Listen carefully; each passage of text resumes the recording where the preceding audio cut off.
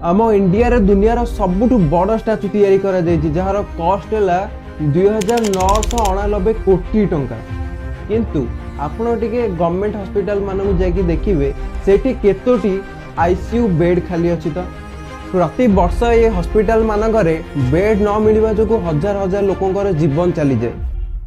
आम इंडिया रे प्रति 1511 लोक मात्र गोटे डॉक्टर अवेलेबल अच्छी, किंतु WHO रिकमेंड करे प्रति 1000 लोक गोटे डॉक्टर रहिबा कथा। किंतु गवर्नमेंट को थोड़ी ना सब फरक पड़े।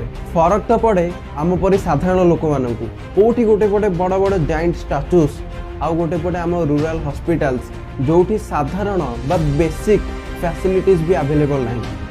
कौन आम सरकार प्रायोरिटी टूरिज्म ना पब्लिक हेल्थ? मो प्रश्न रहा आपण स्टाच्यू तो सेमती जीवन सारा ठिया किंतु गोटे मनीषर जीवन रही गोटे भल हॉस्पिटल टे निहाती दरकार।